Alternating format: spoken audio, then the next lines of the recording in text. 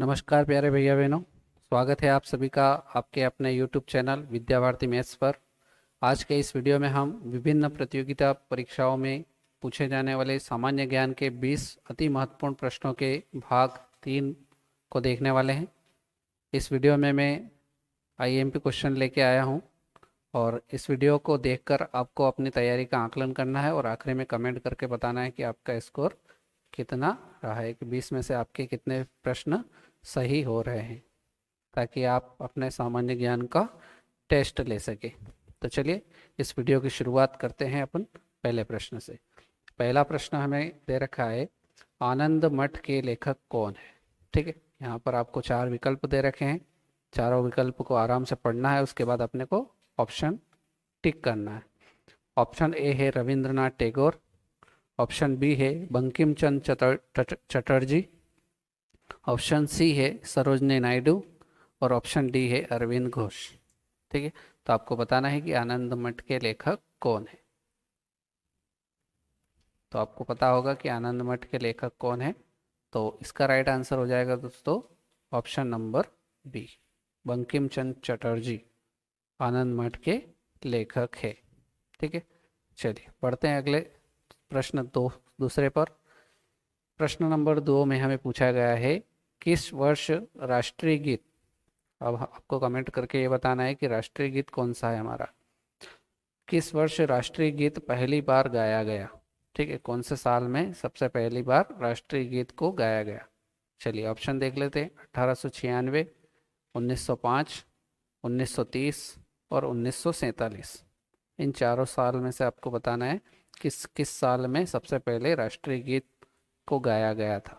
ठीक है, तो आपने अपना आंसर लगा लिया होगा, तो इसका करेक्ट आंसर हो जाएगा ऑप्शन नंबर ए। ठीक है, 1896 में सबसे पहली बार राष्ट्रीय गीत को गाया गया था। चलिए, ये आपके 2 प्रश्न कंप्लीट हो गए। प्रश्न क्रमांक 3, भारत है एक, भारत देश क्या है आपको बताना है। धर्मनिरपेक्ष राष्ट्र है, या हिंदू राष्ट्र है, या हिंदू मुस्लिम राष्ट्र है, या इनमें से कोई नहीं। ठीक है, तो यहाँ पर आपको इन ऑप्शन में से टिक करना है कि भारत कौन सा राष्ट्र है। ठीक है, तो आपने सबने ये उत्तर लगा लिया होगा, तो इस प्रश्न का सही उत्तर हो जाएगा ऑप्शन नंबर ए, भारत एक धर्मनिरपेक्ष राष्ट्र है। ठीक है, चलिए बढ़ते हैं अगले प्रश्न, प्रश्न क्रमांक 4 की तरफ। प्रश्न क्रमांक 4 आप सभी को पता है, भारतीय संविधान कब लागू हुआ। ठीक है, बहुत ही सिंपल प्रश्न है, भारतीय संविधान कब लागू हुआ था, वो तारीख और वो किस सन में लागू हुआ था वो अपने को बताना है। ऑप्शन नंबर ए है 26 जनवरी 1950, ऑप्शन नंबर बी है 26 जनवरी 1952, ऑप्शन सी है 15 जनवरी 1948, ऑप्शन डी है 26 नवंबर 1949। तो इन चारों में से बताना है कि किस दिन भारतीय संविधान लागू हुआ था। ठीक है, तो इस प्रश्न का राइट आंसर हो जाएगा ऑप्शन नंबर ए, भारत का जो संविधान है वो 26 जनवरी 1950 को लागू हुआ था। चलिए बढ़ते हैं प्रश्न क्रमांक 5 की तरफ। प्रश्न क्रमांक 5 में हमसे पूछा गया है, गांधी जी दक्षिण अफ्रीका में कितने वर्ष रहे थे। दक्षिण अफ्रीका में जब गांधी जी गए थे तो वहाँ वो कितने वर्ष तक रुके थे। ऑप्शन ए है 26 वर्ष, ऑप्शन बी है 21 वर्ष, ऑप्शन सी है 16 वर्ष और ऑप्शन डी है 15 वर्ष। ठीक है, तो आपको इन चारों विकल्पों में से बताना है कि गांधी जी दक्षिण अफ्रीका में कितने वर्ष रुके थे या रहे थे। तो इसका राइट आंसर हो जाएगा ऑप्शन नंबर बी। ठीक है, 21 वर्ष। तो ये ऑप्शन आपका बिल्कुल करेक्ट हो जाएगा, गांधी जी दक्षिण अफ्रीका में 21 वर्ष रहे थे। ठीक है, चलिए प्रश्न क्रमांक 6, बनारस हिंदू विश्वविद्यालय के संस्थापक या उसकी स्थापना करने वाले कौन थे। बनारस हिंदू विश्वविद्यालय के संस्थापक कौन थे, आपको ऑप्शन देखना है। डॉक्टर राधाकृष्णन, ऑप्शन बी है महात्मा गांधी, ऑप्शन सी है मदन मोहन मालवीय और ऑप्शन डी है इनमें से कोई नहीं। ठीक है, तो आप सभी को पता होगा कि बनारस हिंदू विश्वविद्यालय की जो स्थापना या उसके जो संस्थापक है वो मदन मोहन मालवीय है। ठीक है, उन्होंने बनारस हिंदू विश्वविद्यालय की स्थापना की थी। चलिए बढ़ते हैं प्रश्न क्रमांक 7 की तरफ। प्रश्न क्रमांक 7 है, विश्व का सबसे बड़ा लिखित एवं सर्वाधिक व्यापक संविधान किस देश का है? मतलब पूरे विश्व में सबसे बड़ा लिखित और सर्वाधिक व्यापक संविधान किस देश का है? ऑप्शन देख लेते हैं। ऑप्शन ए है ब्रिटेन, ऑप्शन बी है भारत, ऑप्शन सी है कनाडा, ऑप्शन डी है दक्षिण अफ्रीका। ठीक है, आपको इन चारों विकल्पों में से बताना है कि किस देश का जो संविधान है वो सबसे बड़ा लिखित और व्यापक है। ठीक है, तो बच्चों इसका राइट आंसर हो जाएगा ऑप्शन नंबर बी। भारत देश का जो संविधान है वो सबसे बड़ा लिखित एवं सर्वाधिक व्यापक संविधान है। ठीक है, चलिए बढ़ते हैं प्रश्न क्रमांक 8 की तरफ। प्रश्न क्रमांक 8 में हमें दे रखा है, वर्तमान में भारतीय संविधान में कुल कितनी अनुसूचियां है? ठीक है, बहुत ही आईएमपी क्वेश्चन है ये भी। तो अपने को बताना है कि भारतीय संविधान में कुल कितनी अनुसूचियां है वर्तमान में। चलिए ऑप्शन देख लेते हैं। ऑप्शन ए है 8, ऑप्शन बी है 10, ऑप्शन सी है 12 और ऑप्शन डी है 14। ठीक है, तो इसका राइट आंसर क्या हो जाएगा? भारतीय संविधान में वर्तमान में कितनी अनुसूचियां है? 12 अनुसूचियां है। तो ऑप्शन नंबर सी इसका करेक्ट आंसर हो जाएगा। चलिए अगला प्रश्न देखते हैं। प्रश्न क्रमांक 9, वर्तमान में भारतीय नागरिकों को कितने मौलिक अधिकार प्राप्त है? ठीक है, तो वर्तमान में जो भारतीय नागरिक हैं उनको कितने मौलिक अधिकार दिए गए हैं? ठीक है, ऑप्शन ए है 6, ऑप्शन बी है 7, ऑप्शन सी है 8 और ऑप्शन डी है 9। ठीक है, तो इनमें से कौन सा विकल्प सही हो जाएगा? ये तो सबको पता है आप सभी को, तो इसका राइट आंसर हो जाएगा ऑप्शन नंबर ए। वर्तमान में भारतीय नागरिकों को 6 मौलिक अधिकार प्राप्त है। ठीक है, बढ़ते हैं अगले प्रश्न की तरफ। प्रश्न क्रमांक 10 हमें दे रखा है, प्रधानमंत्री की नियुक्ति कौन करता है? जो प्राइम मिनिस्टर होते हैं, प्रधानमंत्री जी, उनकी नियुक्ति किसके द्वारा की जाती है? ऑप्शन ए है राष्ट्रपति, ऑप्शन बी है उपराष्ट्रपति, ऑप्शन सी है मुख्यमंत्री, ऑप्शन डी है राज्यपाल। आपको इन चारों में से बताना है विकल्पों में से कि प्रधानमंत्री की नियुक्ति कौन करता है। तो इसका राइट आंसर हो जाएगा ऑप्शन नंबर ए। प्रधानमंत्री की जो नियुक्ति होती है वो राष्ट्रपति के द्वारा की जाती है। तो ऑप्शन ए इसका करेक्ट आंसर हो जाएगा। चलिए प्रश्न क्रमांक 11 की तरफ बढ़ते हैं। प्रश्न क्रमांक 11 में पूछा गया है, भारत में कुल कितने उच्च न्यायालय है?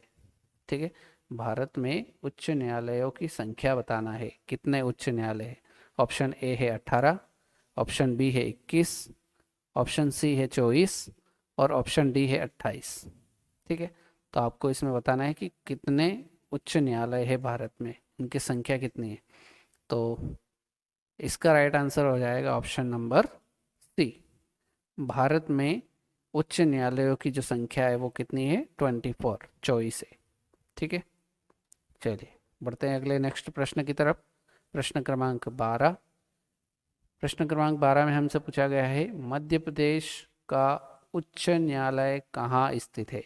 जो हमारा मध्य प्रदेश है उसका उच्च न्यायालय किस जगह पर स्थित है? ऑप्शन देखते हैं। Option A Bhopal, option B Indore, option C Gwalior और ऑप्शन डी है जबलपुर। ठीक है, तो आपको बताना है कि मध्य प्रदेश का जो उच्च न्यायालय है वो कहाँ स्थित है। ठीक है, तो आपने अपना आंसर लगा लिया होगा। तो इसका राइट आंसर हो जाएगा कौन सा? ऑप्शन नंबर डी, जबलपुर में। मध्य प्रदेश का उच्च न्यायालय जबलपुर में स्थित है। ठीक है, चलिए बढ़ते हैं अगले प्रश्न की तरफ। प्रश्न क्रमांक 13।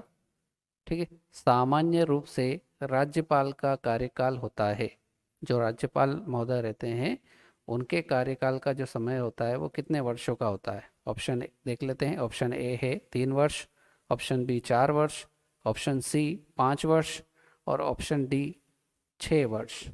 ठीक है, तो आपको बताना है कि राज्यपाल का कार्यकाल सामान्य रूप से कितने वर्षों का होता है। ठीक है, तो इसका राइट आंसर हो जाएगा ऑप्शन नंबर सी। राज्यपाल का जो कार्यकाल होता है सामान्य रूप से वो 5 वर्षों का होता है। ठीक है, चलिए बढ़ते हैं अगले प्रश्न की तरफ। प्रश्न क्रमांक 14, वेरी वेरी आईएमपी क्वेश्चन है ये, आईएमपी लगा लीजिए आप। ठीक है, प्रश्न हमें दे रखा है योजना आयोग का अध्यक्ष कौन होता है, या योजना आयोग का अध्यक्ष होता है। ऑप्शन देखते हैं। ऑप्शन ए है प्रधानमंत्री, ऑप्शन बी है राष्ट्रपति, ऑप्शन सी है गृह मंत्री और ऑप्शन डी है राज्यपाल। ठीक है, तो इनमें से चारों में से कौन योजना आयोग का अध्यक्ष होता है। ठीक है, तो इसका राइट आंसर हो जाएगा ऑप्शन नंबर ए। जो प्रधानमंत्री होते हैं वो योजना आयोग का अध्यक्ष होते हैं। ठीक है, ये अपने को ध्यान रखना है। चलिए बढ़ते हैं अगले प्रश्न की तरफ। प्रश्न क्रमांक 15। ये बहुत ही सिंपल क्वेश्चन है, आप सभी को पता होगा। मत देने मतलब वोट देने का अधिकार किस आयु पर मिलता है, मतलब कितने वर्ष की उम्र होने पर सरकार आपको वोट डालने का अधिकार दे देती है। तो ऑप्शन है 18 वर्ष, ऑप्शन बी है 21 वर्ष, ऑप्शन सी है 25 वर्ष और ऑप्शन डी है 30 वर्ष। तो किस उम्र में आकर या किस वर्ष की आयु में आकर आप सरकार चुनने के लायक हो जाते हैं। तो इसका राइट आंसर हो जाएगा ऑप्शन नंबर ए। 18 वर्ष की आयु पूर्ण होने पर सरकार आपको मत देने का अधिकार दे देती है। ठीक है, बहुत ही सिंपल क्वेश्चन था, तो ऑप्शन नंबर ए इसका राइट आंसर हो जाए। चलिए प्रश्न क्रमांक 16 है, बहुत ही सिंपल क्वेश्चन है और ये अपने वेदों से है। सबसे प्राचीन वेद कौन सा है। ठीक है, अपने जो 4 वेद है, ऋग्वेद, यजुर्वेद, सामवेद और अथर्ववेद, इन चारों वेद में सबसे प्राचीन वेद कौन सा है। ठीक है, तो चारों विकल्प दे रखे हैं। ऋग्वेद ऑप्शन ए है, ऑप्शन बी है यजुर्वेद, ऑप्शन सी है सामवेद और ऑप्शन डी है अथर्ववेद। ठीक है, तो इनमें सबसे प्राचीन वेद जो है वो है आपका ऑप्शन नंबर ए। कौन सा हो जाएगा इसका राइट आंसर। ऋग्वेद जो है वो सबसे पुराना या सबसे प्राचीन वेद है। ठीक है, तो इसका राइट आंसर हो जाएगा ऑप्शन नंबर ए। बढ़ते हैं अगले प्रश्न, प्रश्न क्रमांक 17 की तरफ। प्रश्न क्रमांक 17 ये भी मोस्ट आईएमपी क्वेश्चन है। विक्रम संवत कब प्रारंभ हुआ। ठीक है, विक्रम संवत की शुरुआत कब हुई। ऑप्शन ए है 58 ईस्वी पूर्व, ऑप्शन बी है 78 ईस्वी, ऑप्शन सी है 57 ईस्वी पूर्व और ऑप्शन डी है 73 ईस्वी पूर्व। ठीक है, तो आपको अपना आंसर लगाना है। तो इसका राइट आंसर हो जाएगा विक्रम संवत जो प्रारंभ हुआ था वो कब हुआ था, 58 ईस्वी पूर्व या ईसा पूर्व। ठीक है, तो ऑप्शन ए ही इसका राइट आंसर हो जाएगा। ठीक है, ये हमें याद रखना है। चलिए बढ़ते हैं अगले प्रश्न की तरफ। प्रश्न क्रमांक 18। प्रश्न क्रमांक 18 में हमसे पूछा गया है पृथ्वीराज रासो किसने लिखी। पृथ्वीराज रासो पुस्तक है, इसके लेखक कौन है या ये किसके द्वारा लिखी गई है। ये भी बहुत ही मोस्ट आईएमपी क्वेश्चन है। ठीक है, तो इसके लेखक कौन है वो अपने को बताना है। चलिए ऑप्शन देख लेते हैं। ऑप्शन ए है भवभूति, ऑप्शन बी है जयदेव, ऑप्शन सी है चंद्र बरदाई और ऑप्शन डी है बाणभट्ट। ठीक है, तो इसके जो लेखक है पृथ्वीराज रासो के वो है चंद्र बरदाई। ऑप्शन सी इसका करेक्ट आंसर हो जाएगा। ठीक है, तो चलिए आगे बढ़ते हैं प्रश्न क्रमांक 19 की तरफ। प्रश्न क्रमांक 19 में अपने से पूछा गया है ब्लैक पगोड़ा कहाँ है। ठीक है, ऑप्शन ए है मिस्र में, ऑप्शन बी है श्रीलंका में, ऑप्शन सी है कोणार्क में और ऑप्शन डी है मदुरै में। ठीक है, आपको बताना है कि ये ब्लैक पगोड़ा कहाँ स्थित है। ठीक है, तो इसका राइट आंसर हो जाएगा ऑप्शन नंबर सी। ठीक है, ब्लैक पगोड़ा कहाँ पर स्थित है, कोणार्क में स्थित है। ठीक है, ऑप्शन सी इसका करेक्ट आंसर। चलिए बढ़ते हैं इस वीडियो के अंतिम प्रश्न की ओर। यह भी बहुत ही महत्वपूर्ण प्रश्न है। महमूद गजनवी ने भारत पर कितनी बार आक्रमण किए। मोहम्मद गजनवी जो था उसने भारत पर कितनी बार आक्रमण किए। चलिए ऑप्शन देख लेते हैं। ऑप्शन ए है 12 बार, ऑप्शन बी है 15 बार, ऑप्शन सी है 17 बार और ऑप्शन डी है 18 बार। तो आपको बताना है कि मोहम्मद गजनवी ने भारत पर कितनी बार आक्रमण किए हैं। तो इसका राइट आंसर हो जाएगा option number C. Mohammed Ghaznavi ने भारत पर 17 बार आक्रमण किए। ठीक है, तो इस प्रकार से ये अपना जीके टॉप 20 क्वेश्चन का ये पार्ट आपका थर्ड था। ठीक है, अब इस 20 में से आपके कितने उत्तर सही रहे हैं वो आपको कमेंट करके बताना है। यदि 20 में से आपके 18 या 19 नंबर आए हैं या 20 में से 20 भी आए हैं तो आपकी तैयारी बहुत अच्छी है। आपका निश्चित रूप से किसी भी परीक्षा में सिलेक्शन हो सकता है। और यदि आपके नंबर 15 से कम है तो आपको और अधिक तैयारी की आवश्यकता है। तो आज के वीडियो में इतना ही। उम्मीद करता हूँ कि ये वीडियो आपके लिए बहुत ही नॉलेजफुल रहा होगा। यदि वीडियो अच्छा लगा हो तो वीडियो को लाइक करना, शेयर करना, और चैनल पर नए हो तो चैनल को सब्सक्राइब करके बेल आइकन को प्रेस कर देना, जिससे आपको इस प्रकार के वीडियो मिलते रहे। तो चलिए आज की वीडियो में इतना ही, मिलते हैं नेक्स्ट वीडियो में। जय हिंद, जय भारत।